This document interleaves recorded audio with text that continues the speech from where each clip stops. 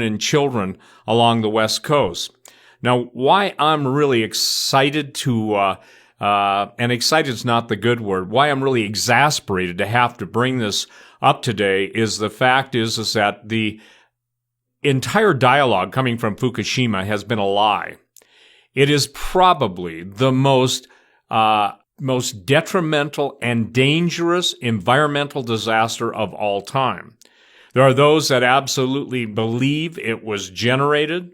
If you can go back to Sam Cohen, the former defense secretary, the ability to generate everything from earthquakes to tsunamis is a given. Even on YouTube, there's a fabulous video, and I'm trying to think when it was, but anyway, it shows like blue beams going into the heart of the reactor. Now, whether you believe in neutron flux or not, in essence, what it indicates is somebody, even after generating the tsunami or the earthquake that generated the tsunami, wasn't satisfied with that, so they had to go and basically kick in a little extra help. Now, when this thing started, and it was back on, and now here's what's interesting, March 11/11, notice that, double 11s. You know, I am astonished, again, that people who even discuss Fukushima are automatically labeled, obviously you know the word, conspiracy theorists. Yet, ladies and gentlemen, something as horrific as Chernobyl that got worldwide ongoing coverage doesn't even match what's going on in the different areas of nuclear meltdown that's taking place on Japan's coast. And today I put up an article on my website talking about a flashback that Fukushima, now notice these numbers, is 33,000 times more radioactive, or there's that many, 33,000 times the level of radiation that Chernobyl after it was covered in concrete. I want you to ask yourself the question, who has the most to gain by covering this up? I.e., the answer is the New World Order, or the New World Order, and the globalists. And what's perplexing is the fact for so many years now they've denied that the reactor cores had melted through, and today we're seeing massive amounts of stories now being released, so many so that it's tough for anybody to deny it any longer. So if you think the greatest environmental disaster in history would not be even given any consideration, why would you expect the truth to ever come out of the mainstream media? I maintain that when history or when the books of responsibility are opened and blame gets laid at the source, people will have no reason to basically say, we didn't know. Every time there's a new series of events where whales are beaching or jellyfish or the plankton are dying or the sardines are dying or the lowest rungs on the ocean's food chain are being basically just mass death, there's always somebody out there to say, oh, it's just those conspiracy guys. Well, I'm telling you this. It's no bloody conspiracy when you've got the amount of dead sea life that's never been experienced before. You've got the amount of dying mammals like they've never been seen before. The records of thyroid cancer and also even mutations in Japan in the immediate area of vegetables and also animals is taking place, not to mention all the little kids that are being born with severe disabilities and also premature death. Now, what's perplexing also is that you cannot get away from the fact that all the used nuclear fuel rods that should have been removed were not removed from Fukushima. And so the robots can't even go in to the hot zone because it shuts down all their systems. And I want everybody to go and look at the story I linked to on just the basics of radiation. I just tested. I live in Bozeman, Montana, and a few minutes ago I just tested my meter, and we're at 0.22. millisieverts, okay? And there's 1,000 millisieverts to a sievert. And this thing is kicking out 530 sieverts an hour. Well, just so you know, if you get 5 sieverts, that's considered almost guaranteed that you're going to be dealing with more than a lethal dose of 50. Lethal dose of 50 means 50% of the population exposed to a given amount of radiation is going to die. Now, again, what's fascinating is, according to Reuters, and I'm reading some of this stuff because I want you to get the full effect of all these facts, the combined amount of cesium-137 contained in those nuclear fuel rods is 14,000 times greater than what was released when the U.S. dropped the atomic bombs in Hiroshima at the end of World War II. And other estimates put it much higher. Now, I want to share something. If you don't believe we sow what we reap, we obviously hit Fukushima and Nagasaki with nuclear weapons. And now the peaceful use of the very technology that we introduced into Japan after the war to make them energy independent is being used against us. Boy, talk about, in retrospect, the idea of just radioactive water going into the Pacific is not the main point. The main point, and this is what's critical, is that there's plutonium, and look up plutonium. Different isotopes of plutonium and uranium have different half-lives. And when you're dealing with what happened in Fukushima, you're dealing with a whole different realm of nuclear physics with MOX reactors, in essence, breeder reactors that actually produce plutonium. So when we're dealing with the idea that any truth is going to come out of the mainstream media, I go back to the fact that it has been the desire of the globalists to kill, okay, to murder, to slaughter, to do away with literally billions of people. And some people just don't, can't embrace that. And if you've got the most rich and powerful and famous people obviously pushing for global vaccinations, if you've got people just basically covering up the press because 6 major corporations own them, if you've got what you've been seeing in the recent headlines of the press systematically trying to undermine the current president of the United States, Donald Trump, and if you've got them denying every single connection to a communist overthrow or an attempted communist overthrow of the United States government, why would you ever expect that anyone would tell you the truth? Now, as one of the founders of the, quote, preparedness mindset, the businesses, I've been in the food canning business, I've been in the selling all kinds of cool stuff for survival, and what's imperative that everyone understands is there's a little statement called food first. If you go into the newspapers of Europe, they're running out of vegetables or just being priced out of the stratosphere. The amount of radioactivity that's being released out of Fukushima is also being carried around the world still in the upper atmosphere. Fallout literally means that after a certain amount of time, radioactive particulate matter begins to fall out of the atmosphere. If it's carried into the jet stream or carried into the winds aloft, it will fall out. But that fallout is still radioactive. No one ever wants to talk about the P word, not the P word that Madonna and her, purple-headed women in strange-looking hats. But what we're talking about is, again, the plutonium. Everybody focuses on cesium-137 bad enough.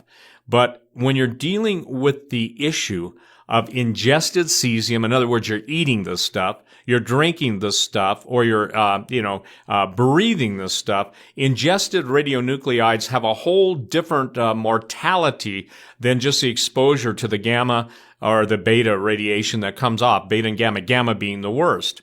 So when we're talking about 20 to 40 trillion becquerels of radioactive tritium that have gotten into the Pacific Ocean since the Fukushima disaster first began. And what's astonishing, we've got the classic manifestation of radiation poisoning in the fish. They're bleeding from their gills, bellies, and eyeballs, yet no one will make the simple A plus B equals C. Or in this case, A plus B doesn't equal C because everybody's bloody blind. 150 former sailors and Marines say that they now have radiation sickness as a result of serving on U.S. Navy ships near Fukushima, and they are suing for damages. The military moved in, if you remember, I think it was aircraft carrier, one or two, and a couple other ships. And then after the extent of the damage, they moved further away, but they were in the hot zone for a number of days.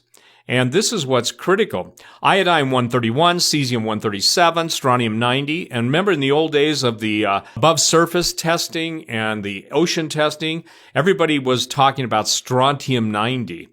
But what is problematic is that those of us in the northern hemisphere are going to be especially subjected to that. Now, this is why the old days when a lot of prep companies were telling you to get potassium iodate, telling you to get the different iodine derivatives, because iodine-131 can be ingested in the thyroid where it emits beta particles that damage tissue. And when you start damaging the thyroid, it messes with the entire endocrine system, and it can stop physical and mental growth, and ancillary ailments, including cancer, especially lung cancer, become problematic. Now, the cesium-137 from Fukushima has been found in fish caught all the way down to California now, by the way. It spreads throughout the body, cesium-137, spreading throughout the body, but needs to pretty much accumulate in the muscles. And strontium-90's half-life is around 29 years, and it mimics calcium and goes to your bones. Well, this is one time when it's truly bad to the bone. I won't attempt to sing that song, but I will tell you it is bad to the bone. By the way, I'm reading from an excellent article that Michael Snyder laid out, I think it was almost 3 or 4 years ago.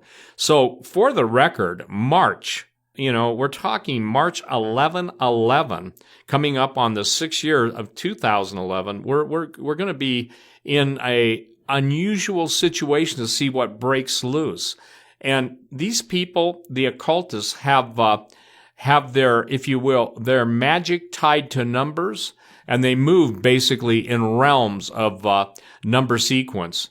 It's believed, listen to this, that the cesium levels at this point are somewhere anywhere from 20 to 40 times the level they were after the heavy atomic bomb testing in the Pacific after World War II.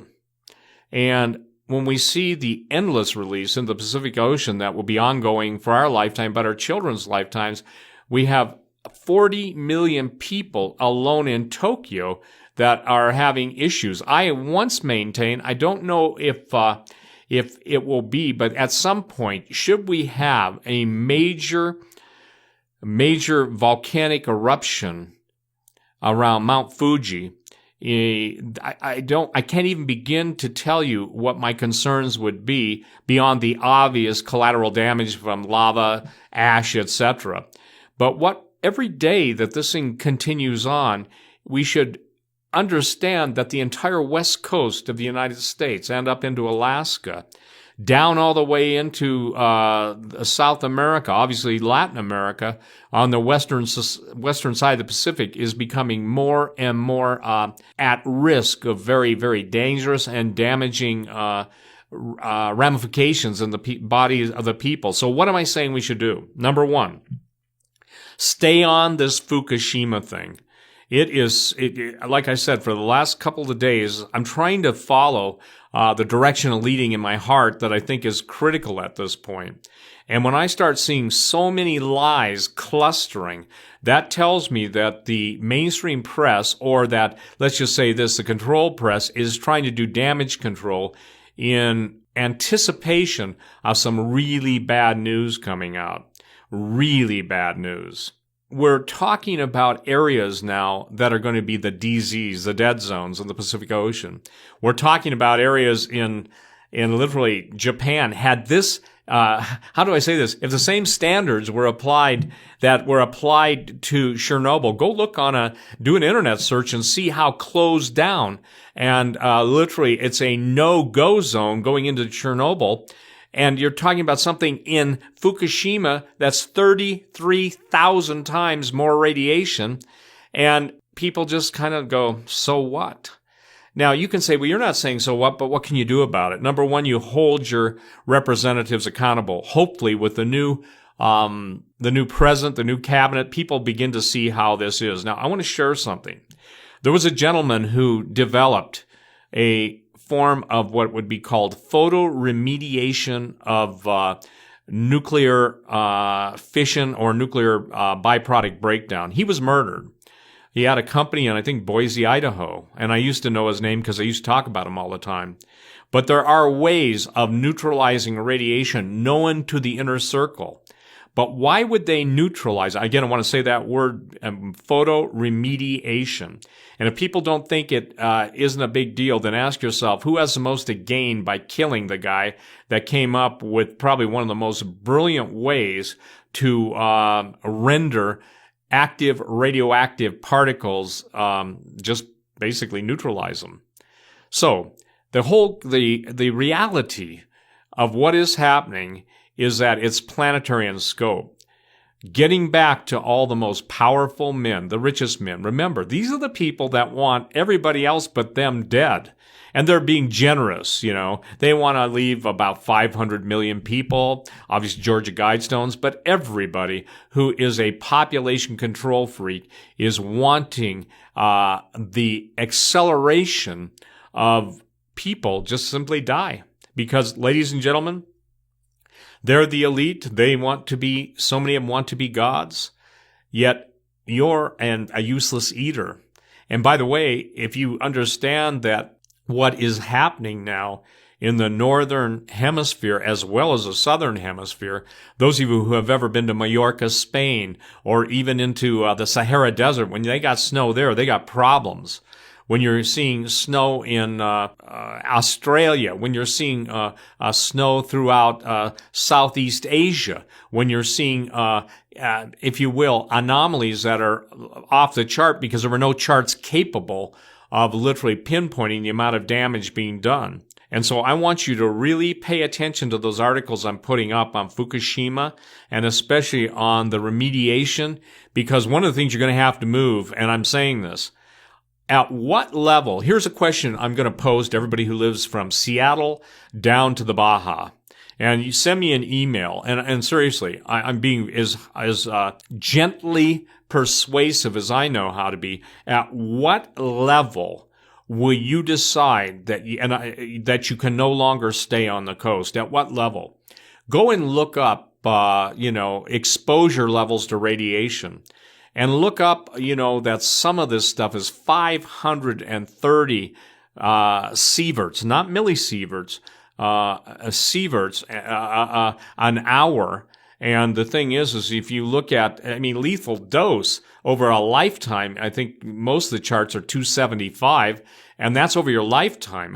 If you were exposed to just, thousands of this, they'd be treating you for radiation sickness. So that's why the fish are bleeding. Well, that's why they're being mutated. That's why everything's beaching. That's why they're dying. The food chain is interrupted. And ladies and gentlemen, when the plankton goes and when the sardines go all the way up the food ladder and the ocean, everything goes. And when the food goes, we go. So please, that's something that I really want you to consider. Again, this is Sunday. And we're talking about the very things going on in the oceans of the world. And when we're recorded in history, and by the way, Southern Hemisphere is not going to escape this. When history looks back or even the judgment books are opened, if you ever have heard the statement that I used to coin on the talk, I think I coined it on the talk radio, I know I did, dumb unto death. Now we're going to have to move to even a little stronger wording, denial unto destruction / yours. If somebody says this is a conspiracy theory, fear-mongering, ask them to go tell you what the lethal dose of radiation is. Ask them to give you the background on Chernobyl. Ask them to give you the background on, obviously, the cover-up and cover-over of what's been going on with the amount of radiation and also the core of the reactors melting through. They've known it for a long time. So it's becoming more and more problematic. Now I'm going to basically jump to something that if you understand starvation, and with I think, I'll stand corrected on this, but I think 60 to 70% of the world's population live around the coast and are dependent on the coastal food supply for their major protein sustenance. If you look back at Mount Tambora, Tambora, and when it exploded with supposedly the largest recorded explosion in volcano history, all the ash that went up into the upper atmosphere was distributed throughout the northern hemisphere so that it began really getting cold. And during that time period, obviously, Mary Shelley wrote her book, Frankenstein, the Monster. There were so many events happening during that time period, but the bottom line was the people that had food or had money could eat, not on the same level they used to be able to, but so many people starved and so many people died. You've got to ask yourself this. Begin to make a list. I'm serious. Get a yellow pad or, I got multiple pads. I got every color pad in the world. I write, a lot of stuff on them. I throw them on the floor, and then I go back and remember that my stuff for this was on this pile or that pile until you come in and walk into my floor and you slip, because it's like skating on ice because you're skating on paper. Then you decide, hey, it's a good time to pick it up. By the way, I had somebody come to my store from, Michigan or Minnesota, and they said, can I see your office? I said, sure. They said, do you really keep your files like that? I said, yeah. And I took them by the hallway down to my office, and they just couldn't believe it. You really do that? I said, yeah. And actually, I guess I should do it, clean it up more, because all it takes is one slip, and, it forces me. A little, if you will, humor, but that's really the case. So, ladies and gentlemen, I think 6 volcanoes have come active today. And these are not just dormant ones that are all of a sudden springing to life, but if somebody's out there that has the ability to calculate, do advanced math, I would like to propose this. I'll give you all the credit. I'll bring you on a radio show or a podcast, Skype, whatever. And I'd like you to calculate the amount of cubic, if you will, the cubic feet of ejecta going into the upper atmosphere. I mean, when you've got like Kamchatka Peninsula volcanoes, they're ejecting ash into the upper atmosphere, sometimes 5 miles, sometimes 6 miles, I think 8 miles high. The cumulative effect of that, it all goes up into the upper atmosphere, and depending on the winds aloft, is carried around the world. It is my contention that the global warming liars will never talk about that because, again, don't confuse them with history. Don't confuse them with the truth, meaning us. Just give them the lies. And here's another statement. When you buy the lie, you're going to die. I'm surprised and antagonized by people that can never answer the question, why is denial a good thing in the face of evidence to the contrary? Well, I believe that those of you that are listening to this QCast and will share it with your friends, tell them this. At the end of the day, the most important thing you can do is remember that Esau sold his birthright for something to eat. And I won't even go into details on this podcast of what the history of starvation. Women sell everything. I don't know if most people even know this, but during the Great Depression in the United States, people were selling their children to childless couples because they simply couldn't feed them. I think there's some photos in the last week on some photos of the Great Depression showing this. Please understand, it's double F's. No, not that. It's food first, food first, food first. Triple F's. Quadruple F's, food first. As Hawk says, if it's a simple can of beef soup. Now, I understand not everybody can, stomach whatever soup brands are out there, but the alternative is worse.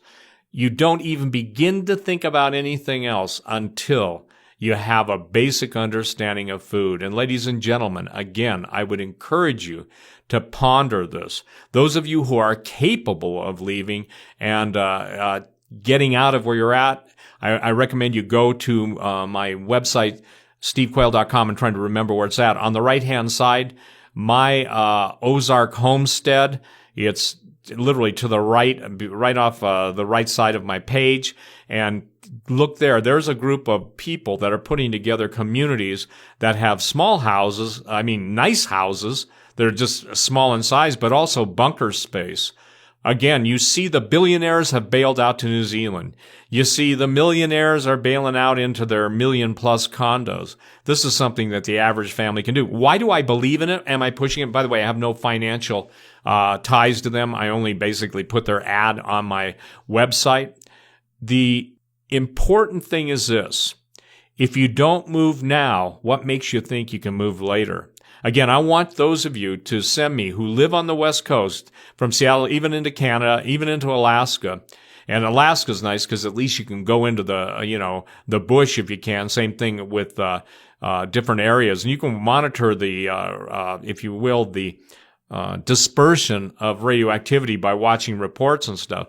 But even then, whenever there's a surge in radiation, that's taken down also. Everything is designed in modern mainstream vomit brokering to keep the truth out of you. So here's the deal. Email me, steve777@stevequayle.com, and tell me, if you live on the West Coast, even in South America on the West Coast, at what level, what is it that you're waiting for? I'm not going to make fun of you. That's not the point.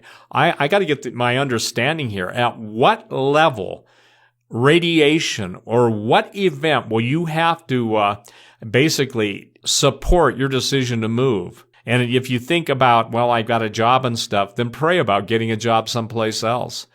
But I would like to hear from you. Well, listen, God bless you. Thank you for tuning in today to the QCast. Again, we'll get this up as fast as we can. But pay attention. If I put for information or background stories on my website, sometimes I won't say anything because I don't want them to pull them off. I'm getting stories that I place on my website pulled off by guess who? There's 26 letters in the alphabet, and I ended up dealing with primarily 3 of them all the time. So if you would be so kind, ladies and gentlemen, please start thinking about this. It's more about your family than it is you. But what a great time to be alive and to be able to witness to the Word of God coming to pass as the days of the book of Revelation